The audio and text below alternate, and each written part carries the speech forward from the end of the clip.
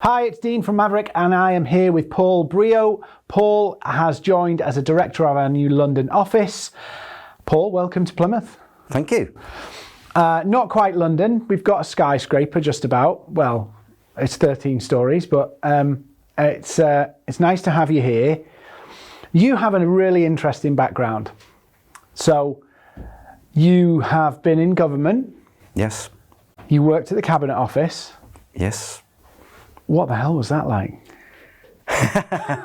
So I think it was a brilliant experience for me for all sorts of reasons. One, I'd been doing a job in IT and technology with a security background for many years.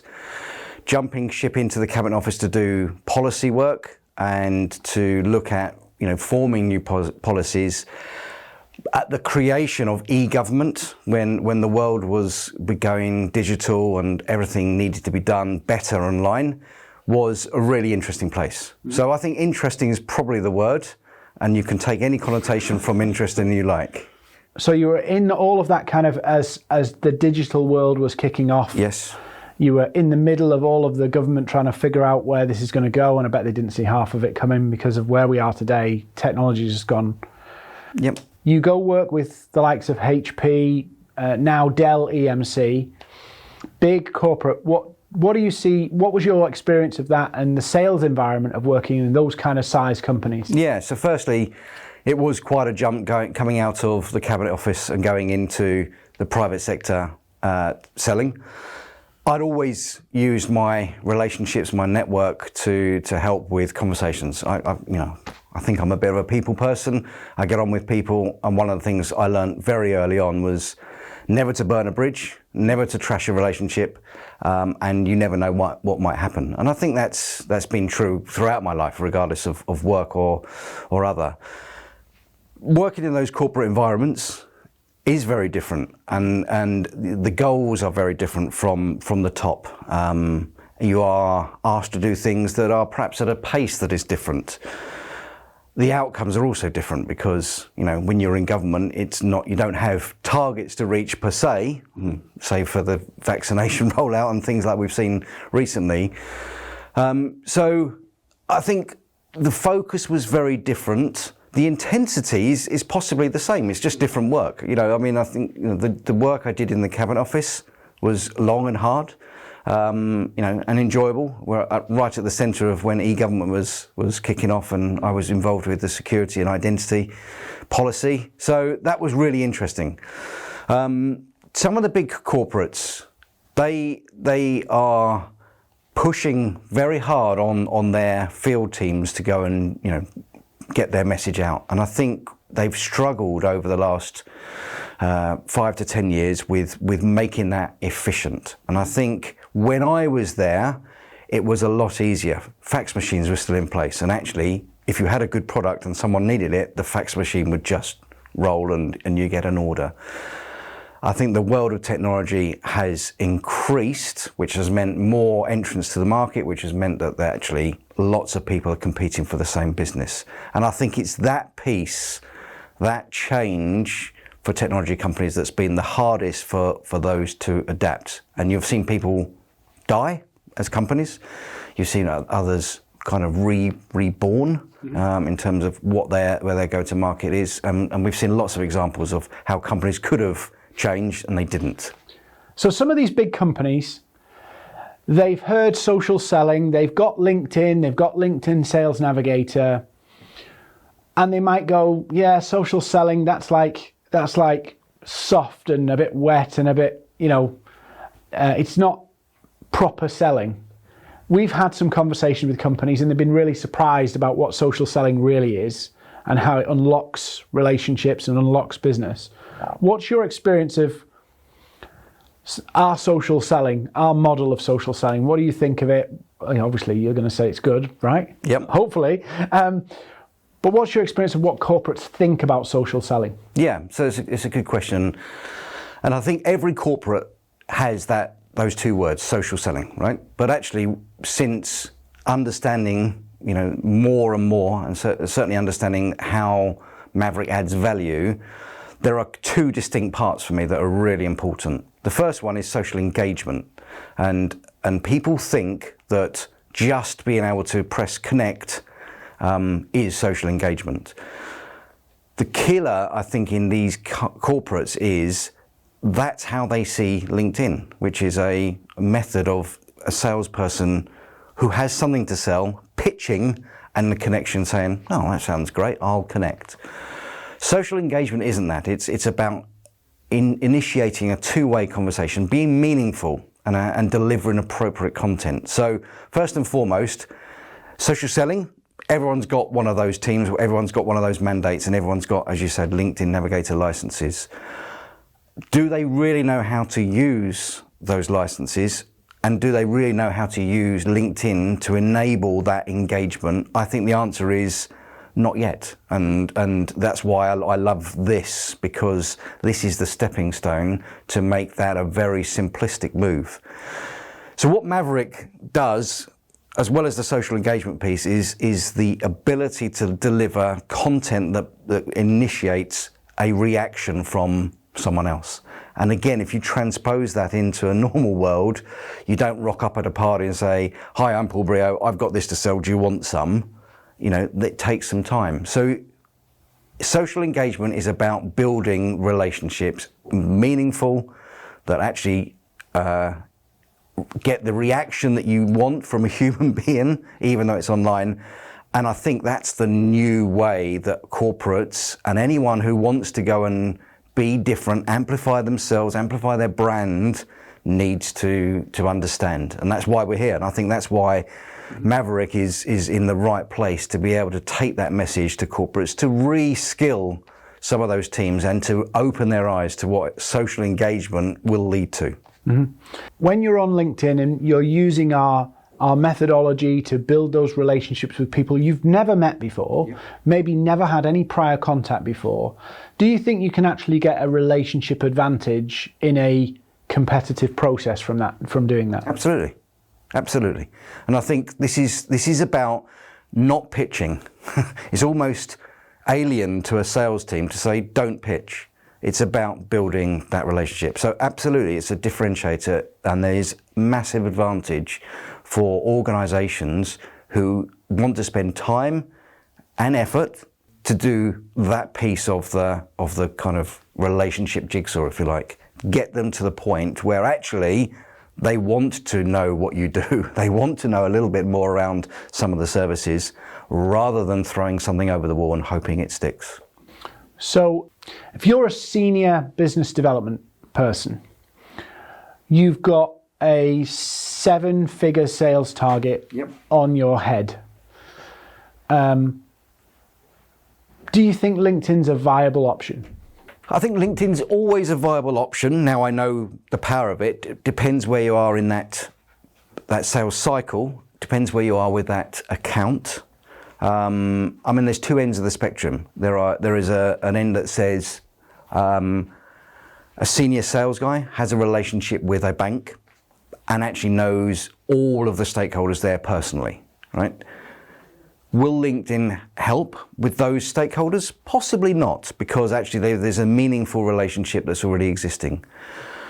But I do think that regardless of that, just having meaningful content that's put out helps with that brand of the person with that organization. And regardless of who that, if that, rock star sales guy knows everyone, there is still someone that will come up that in the potential deal flow, they might not know. It may be a junior procurement guy, for example, because the senior guy's out on, leave. So yes, if there is something that suggests that this organization, and particularly the person representing this organization, is sharing meaningful content that actually is aligned with the customer, brand, values, etc., then LinkedIn absolutely does help.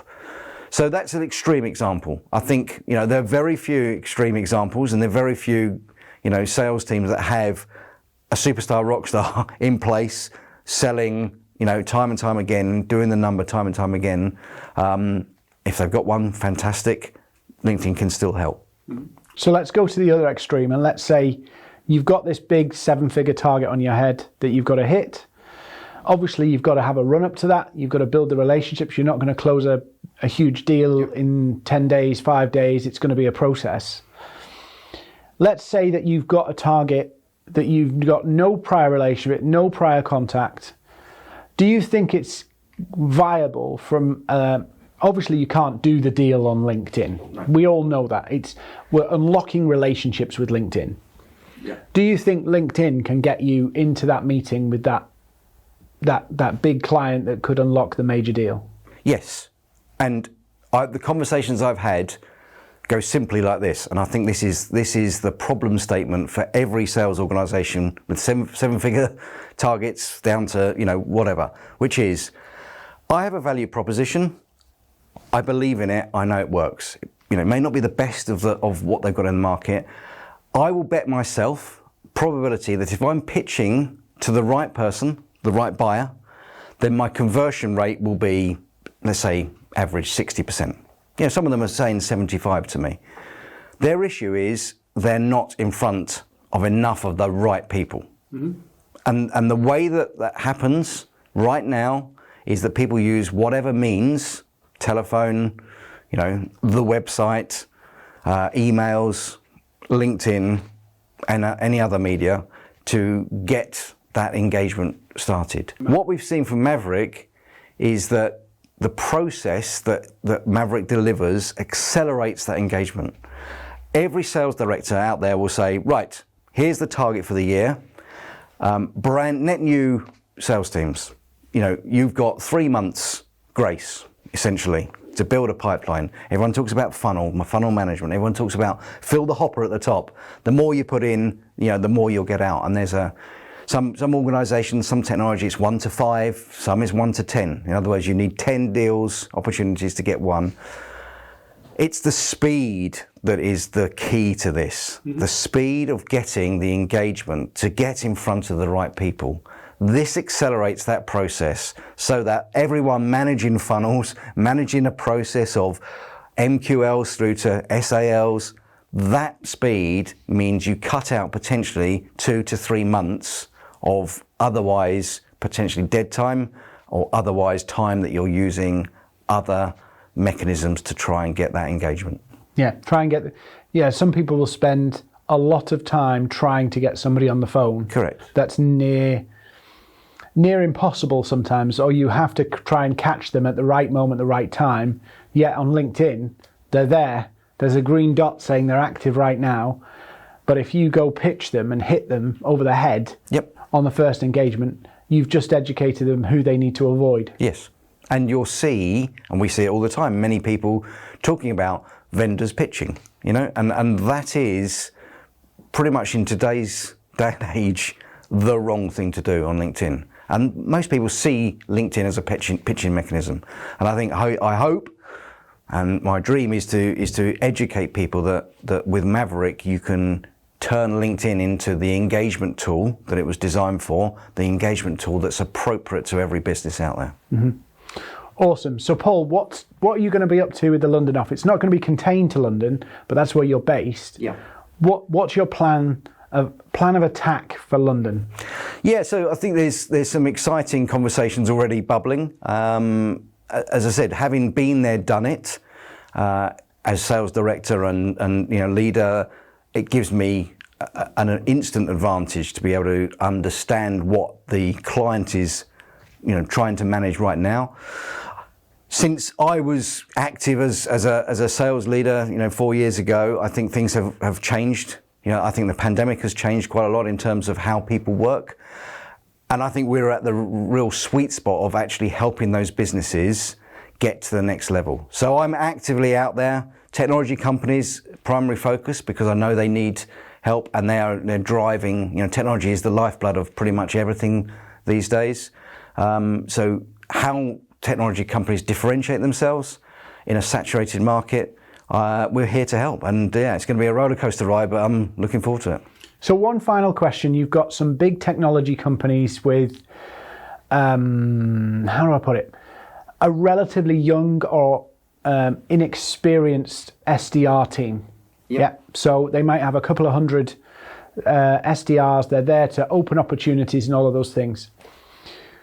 Do you think there's a space for LinkedIn for those people who've been used to, perhaps you just have to churn and go through the numbers? Do you think there's an opportunity for those teams to upskill? Absolutely. I think LinkedIn can be used by anyone. And as you said, large companies tend to hire in, graduates as a first job, as a great way into, understanding sales. Brilliant kind of first step on that ladder. But, getting them in and not arming with the appropriate tools is a crime. And I think that's where showing even those teams how LinkedIn can be used is going to be hugely profitable for those organisations, hugely profitable for the graduates who are coming out and using it. And I think they'll see that social engagement is really a cool thing to do, and that's across any generations. So, final question. Those same graduates, yep, their managers or their departmental leaders or whoever it is will say, we've given them Sales Navigator and they're encouraged to use LinkedIn. Why do they need Maverriks resource, training, know-how? Why do they need it? Well, I think that's for any age. I think it's because the understanding of how to use LinkedIn is not fully known. I think given that there are 750 million people on LinkedIn as well, it has become a saturated kind of shouting platform. And what we've seen is people are not using some of the cool bits of LinkedIn. So even if they were just informed, I think it's a bonus. If they were informed and shown, even more a bonus. And if they were informed and actually got that ongoing help, support, training that Maverick offers, fantastic. And I think being armed with those tools, knowing how to use them, and being impactful, all in one hit, that's what a sales team wants. Absolutely. Paul, thank you for coming to Plymouth. No problem. Thanks for watching, everybody. You've joined me, Dean Seddon, founder of Maverrik, and Paul Briault, director of Maverrik London, and thanks again for watching.